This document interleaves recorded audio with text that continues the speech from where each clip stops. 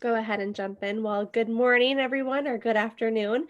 My name is Molly McGurr. I am the Event and Program Manager for Traverse Connect, and we're so excited to have all of you here with us today. I do want to let everyone know that this webinar will be recorded today and posted on the Traverse Connect YouTube page within 24 hours. So if you'd like to reference back to it or send it out to colleagues, you're more than welcome to. We do encourage all of you to ask any questions that you might have today, and how you're able to do that is by utilizing the Q&A button located at the bottom of your screen.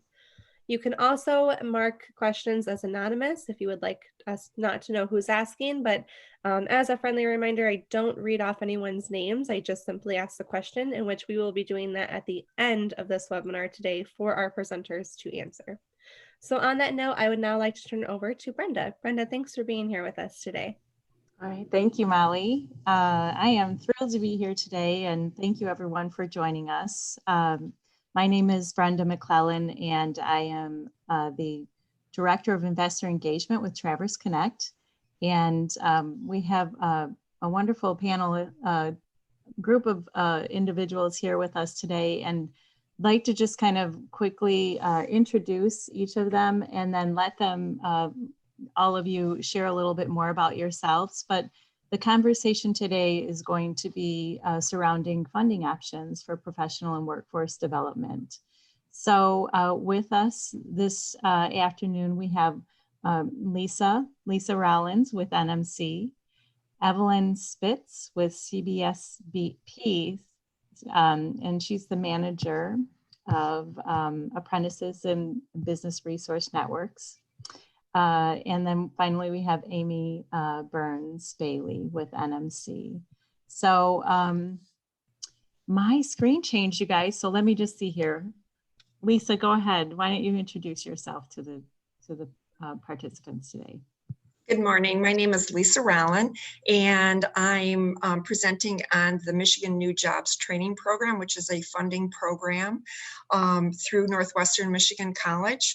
And I have been active with it since it began in 2009, currently working with 51 companies, and we have brought in over $7.4 million in training funds for area organizations. Wow. Thank you, Lisa. How about you, Amy? Sorry about that. Hi, I'm the Experiential Learning Program Coordinator for the Technical and Business Divisions at Northwestern Michigan College. I assist companies with developing and maintaining internship and apprenticeship programs, and specifically in regards to apprenticeships today, I'll be discussing how NMC can help you with your course selections. Great, thank you, Amy. Evelyn? Hello, I am Evelyn Split, and I am the manager of apprenticeships and business resource networks for Northwest Michigan Works. In my role, I help employers develop registered apprenticeship programs through the Department of Labor, and we offer multiple funding sources that we can stack to help support that apprenticeship, but also the apprentice as they go through the program. So it's a pleasure to be here today, and thank you for inviting me. Thank you, Evelyn. And Jason, we'll go ahead and have you introduce yourself, and then you can begin today's conversation. Excellent. Thank you very much. I'm Jason Slade. I'm the Director of Technical Programs at Northwestern Michigan College. And I have the privilege of kind of being the host for the presentation and making sure that you receive the information you need as we go through this webinar. And as Molly said, if you have any questions, please throw them in the chat and we'll gladly address them at the end. And anything that we can't address right away, we will take back and get back to the individual as we find the answer that you need. So first thing is, you should be looking at my screen right now. It's always a risk on there. And so what you're looking at is we have a opportunity here to kind of discuss funding and apprenticeship opportunities. And this was one of those webinars where bringing together key individuals and stakeholders throughout the region really paints a picture for industry partners as to what's available out there. You know, whether we're looking from an educational component like Northwestern Michigan College or into the Michigan Works career development side of things, we can really offer a lot of opportunity to companies to help fund their needs for retraining on there. So real quick, kind of what we're going to look at is what's NMC's role, defining the apprenticeship model, because for many people this might be new, or they might have a hazy idea as what apprenticeship is, and really we can bring them forward to what a modern apprenticeship looks like. Some of those funding sources, I mean, that's one of the key drivers for our ability to retrain somebody. And then Lisa's going to end us with a New Jobs Training Act.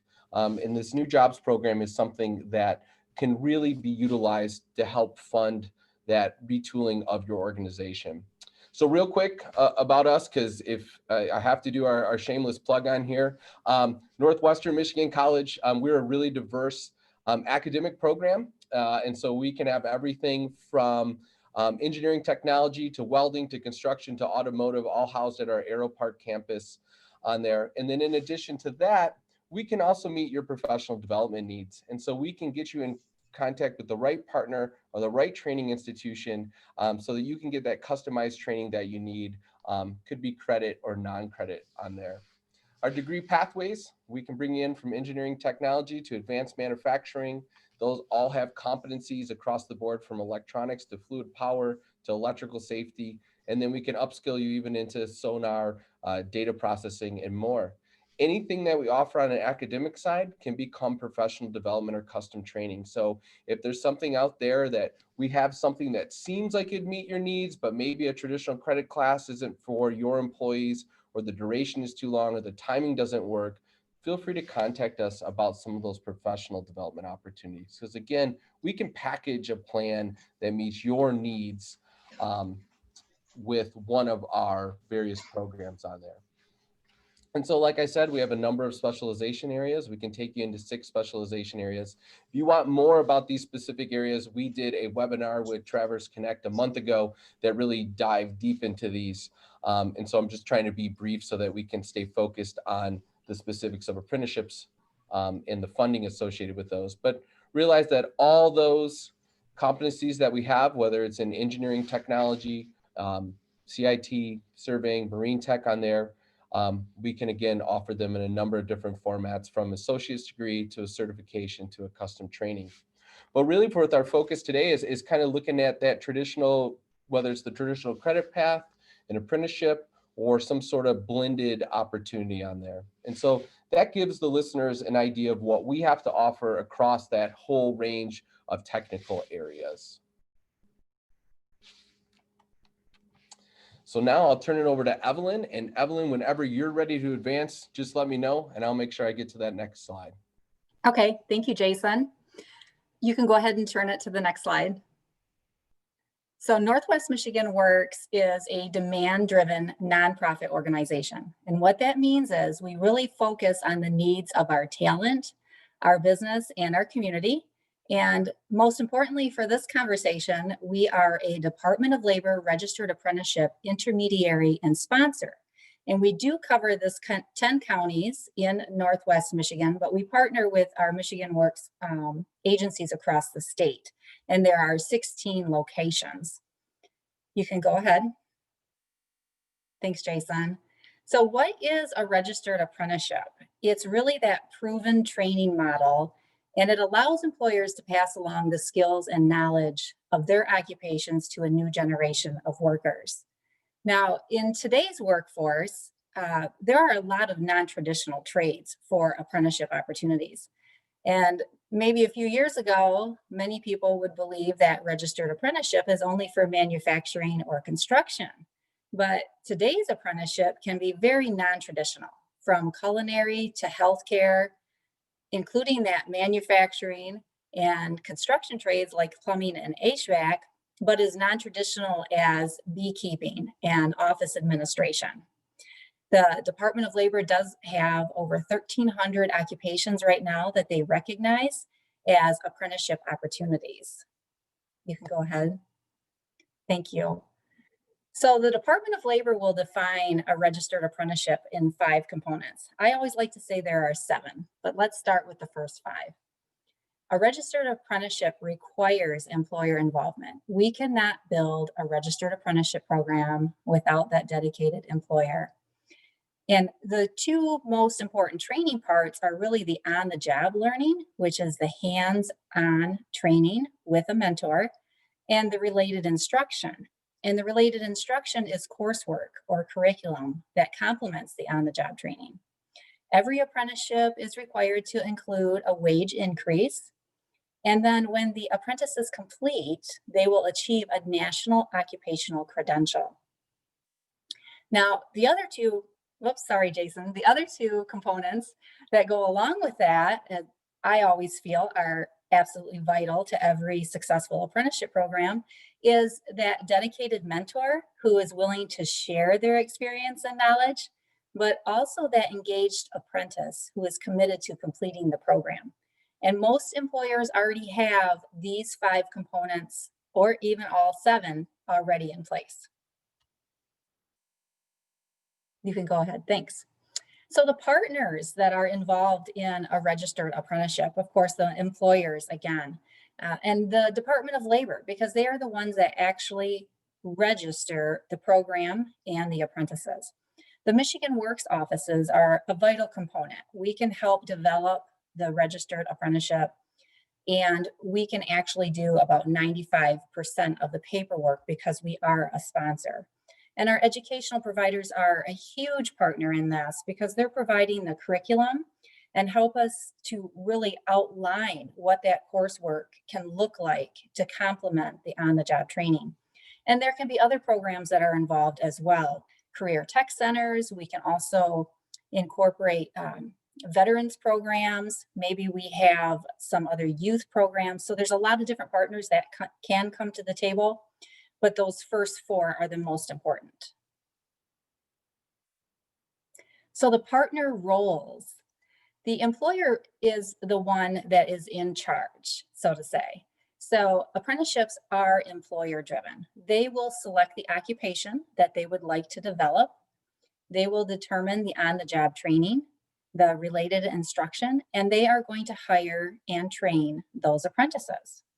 The apprentices are responsible for completing the on-the-job training and the related technical instruction. The Department of Labor, they will provide guidance, maybe even provide sample documents, and again, they're going to register the program and the apprentices. So Michigan Works, we help by providing paperwork development. We can research RTI if there's some non-traditional trades where it's very hard to find classes. We can manage and sponsor the program, and most of the time we can offer some type of funding or other resources to support the success of the apprenticeship program. And our educational partners, they will help us research and facilitate the related instruction. They may help us engage employers, and they also support apprentices. So the process, we talk to employers and find out exactly what their apprenticeship opportunities are. And then we start to initiate the paperwork. We'll review the on-the-job training and research related instruction. We'll complete those required documents and submit to the Department of Labor. The Department of Labor will then review and approve, and we can initiate the program. We can also help promote and recruit apprentices. Many of our employers like to place already proven workers in apprenticeship programs. So they may use someone that they have already hired and have on site and actually promote them into apprenticeships. It's also great for a recruitment tool. So it's a really nice package for the employer to promote their open opportunities. So dollars and cents. Everyone loves acronyms. So here are 3 very important ones. The GPTF, Going Pro Talent Fund. This is a competitive grant that is offered through the state of Michigan, and it can help with training costs and also the cost of an apprenticeship program. This is a once-a-year program, and because of COVID, it did not occur last year, but it has been reinstated.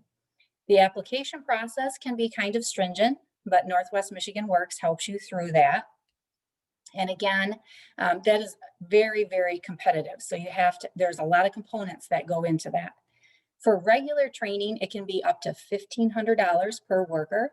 For apprenticeship training, it can be up to $3,000 per apprentice. So that's something to think about for the future. The GPA is the Going Pro Apprenticeship Grant, and Northwest Michigan Works just received this. And this has dollars to support apprenticeships, and it's incentive-based. So it is not a competitive grant. It's based on the eligibility of the employer and completing and registering their program and their apprentices. And WIOA, this is Workforce Innovation and Opportunity Act. And this funding actually supports the apprentices. And this is based on eligibility of the worker or the apprentice. Some of the things that can be provided through WIOA include classroom training dollars, on-the-job training dollars. It can also help with supportive services. If an apprentice requires certain tools or work clothing and they're eligible for this program, if we have funding, we can provide those types of supports for those apprentices. And other dollars, a lot of times Michigan Works agencies will receive independent grant funding for lots of different types of programming. And all of our grant funding can kind of fluctuate. So sometimes we'll have it and sometimes we won't. It all depends on the amount that is allocated to us. So other dollars could include, for example, right now we have a summer young professionals program, and this is a hiring incentive for workers between 16 and 24. And it is based on the job training hours. So you get paid so much after 30, 60, and 90 days of retention. And again, if you are interested in any of these funding opportunities, please let me know. And they do fluctuate. So it's just something to keep in mind. One more thing is that many of these funding sources can be stacked or braided to help support apprenticeship programs as well. Again, I am Evelyn Splitt, and I am the manager of Apprenticeships and Business Resource Networks. So please let me know if you have questions. Thank you. Thank you, Evelyn, for that. And as she provided lots of great information on there, and you're seeing multiple panelists, realize that we all work together very closely. So as you'll see, as we transition into Amy's portion of the presentation, Amy, Evelyn, and I talk regularly, and we have a lot of interaction as we try to figure out what's best for the apprentice. So I'm going to turn it over to you, Amy, to talk about apprenticeship assistance at NMC, kind of in conjunction with what Evelyn just spoke about. Thank you, Jason. So I am here to support the apprenticeship companies and the apprentices. And I do this through assisting the companies with creating their class lists for the apprenticeship related instruction.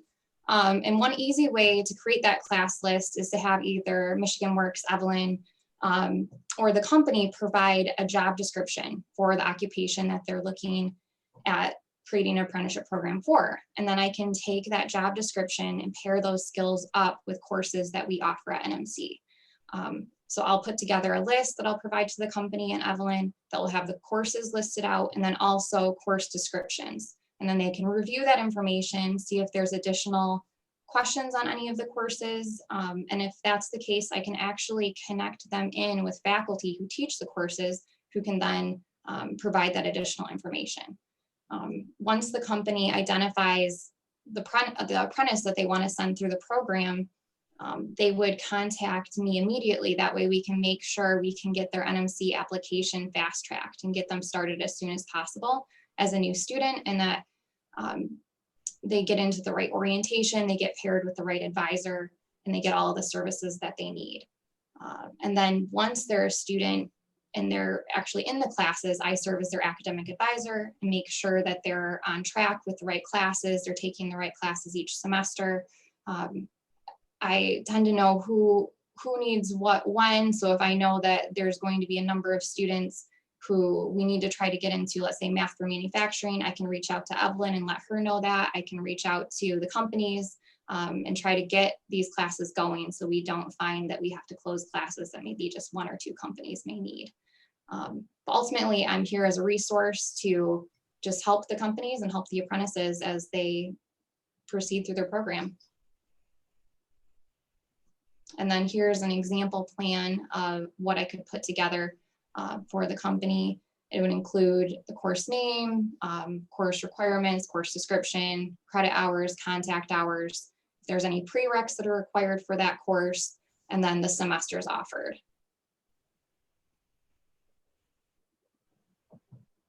Awesome. Thanks, Amy, on that one. I think that really highlighted kind of what one of those plans look like. And Amy's incredibly proactive. So she's been talking to Evelyn and some of our companies recently about our course offerings for fall of 2021. So we try to project ahead what our needs are and then figure out where we can get a class in the appropriate time in the day, and then also in the appropriate sequence on there. So working hand in hand with Michigan Works helps us lay out a pretty good RTI model on there. And then next, we will transition to Lisa, who's also helped us a lot with students coming in the front door. You've helped us with a few apprenticeships or a few industry-sponsored students and helped them navigate the NMC process. So we definitely appreciate that. But she'll kind of jump in and talk about the New Jobs Training Program. Lisa? Thanks, Jason. The Michigan New Jobs Training Program is a program through the state of Michigan, and it allows a company to train employees that are in new positions. And so the employee gets staff development training, whatever's needed, and then they are reimbursed for the training. The process, just to give you a little bit of background, it was approved by the Michigan legislators in 2008. The community college manages the application and contract process and acts as the fiscal agent for the approved contracts. Qualifying positions, they need to result in a net employment increase for the employer, and positions must be hired in at 175% of minimum wage, and that is based on when the agreement is put in place. So basically, the company pays for the training up front and then is reimbursed over time as tax dollars are diverted. Next. Okay, so what is the Michigan New Jobs Training Program? It's for newly created positions, and it's available for profit organizations in the state of Michigan. There are no restrictions on industry or size of the company. It is paid by state income tax, and then there's little to no employer costs. The one thing that is not covered anymore is travel. So if there's travel involved to training, either having the employees go to training or have a training provider travel, that needs to be picked up by the company. But all the training and material supplies, that's all covered under this program. Next. So what is considered to be a new job? It needs to be a full-time position at a new or existing business. It cannot be recalled workers or replacement jobs that had existed within 1 year of the agreement. So what we do is we look at how many employees or how many positions a company has now and how many did they have over the last 12 months.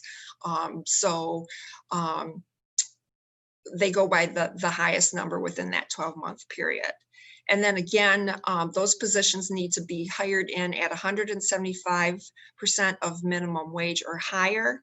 Currently, that rate would be $16.89 per hour or higher. And also it needs to result in a net increase in headcount for the employer. So you're really looking at two things while your program is going on. What new positions are you adding, and that you hire them in at the qualifying rate. Again, $16.89 is the current rate. Next. So what types of training can be included? Any job-related training that the employer thinks would be beneficial to the employee. Basically, the only thing that is not included is on-the-job training. But we really leave that up to the employee and the employer to determine what training is needed for each particular employee. And again, as long as it's not on-the-job training, it can be included. And then my contact information, if you are interested in the program or have questions, I would certainly ask that you contact me and we can discuss it further. Thank you. Thanks, Lisa. So as we kind of hit the end of the presentation here, here's everybody's contact information. But realize that just sending out or reaching out to one of us will get it routed to the right place. And that's true for a question via email or even any of the apprenticeship tracks. It's amazing how closely we work together to make sure that we provide the experience that the industry expects and the apprentice expects on there, because navigating the process can be hard and we don't want that to be a deterrent to being an apprentice or being a successful apprentice. So, whether it's an apprenticeship or we're utilizing New Jobs Training Act to reskill or retool new employees, we'll help you kind of navigate that process and get in contact with the right person. So I'm going to stop my screen sharing there and then turn it over to you, Molly. Yeah, thank you. And we did actually have 2 questions come in. I just want to say you guys did a extremely thorough job. So I really appreciate that you guys covered a lot of information. But someone did ask, what is the link for the grant programs that Northwest has available? So the grant programs, like the Going Pro Talent Fund, that is once a year. And the application process is going on right now. It would be kind of difficult for an employer to join in on that at this moment. But if they were interested, to please let me know. The Going Pro Apprenticeship, the GPA grant, that is ongoing at the moment until we run out of funding. So that starts right now. And that is for employers who register a Department of Labor apprenticeship program and the apprentices. And we help you manage that and develop it and get those items registered. So that goes until we run out of funding, but we have had concurrent grants for apprenticeships for quite a few years because there is a lot of interest, and apprenticeship is really a buzzword. So the federal government is really supporting training workforce through apprenticeships. And then the other funding source, the WIOA, that again is a federal fund that filters down to the Michigan Works agencies. That is based on the eligibility of the apprentice, and the funding fluctuates. It all depends on what our allocations are, and that determines on how long that money will last. Wonderful. Thank you, Evelyn. And then the last question came in right towards the end of the presentation, and it was, have the panelists seen a lot of new positions being created from these programs?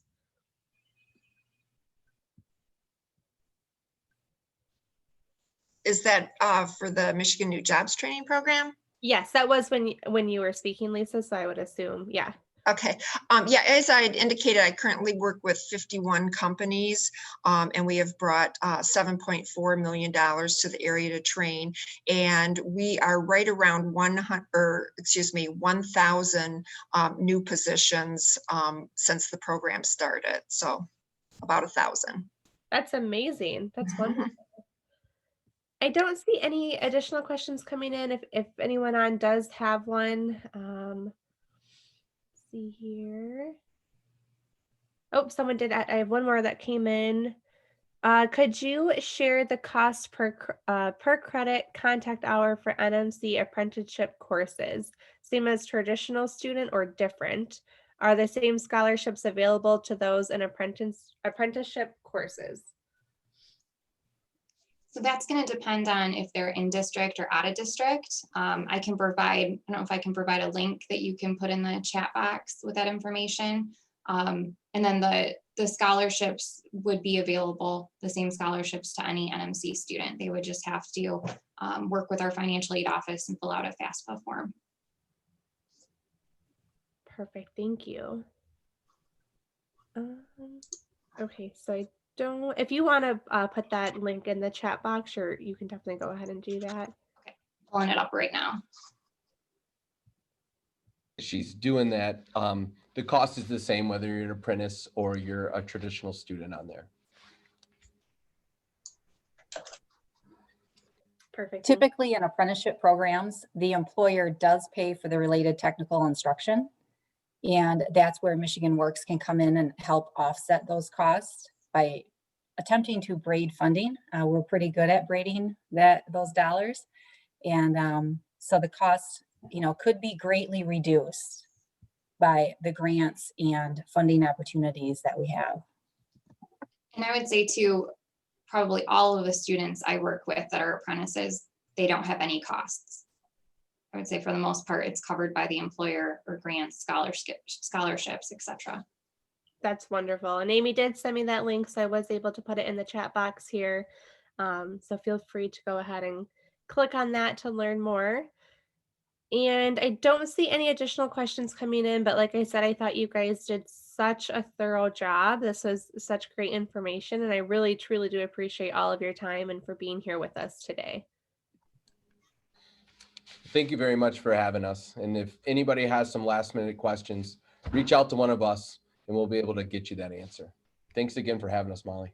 Thanks, Jason. you. As I mentioned, this is recorded and will be shared on our Traverse Connect YouTube page within 24 hours if any of you would like to reference back to any of the points they made, or as Jason had shared that contact information, you can also reach out to anyone at Traverse Connect and we can also get you over to anyone here. So Lisa, Amy, Jason, and Evelyn, thank you all again. We truly appreciate your time. Thank you. Thank you. Have a great day, everyone. Stay safe and stay healthy. We hope to see you at our next webinar.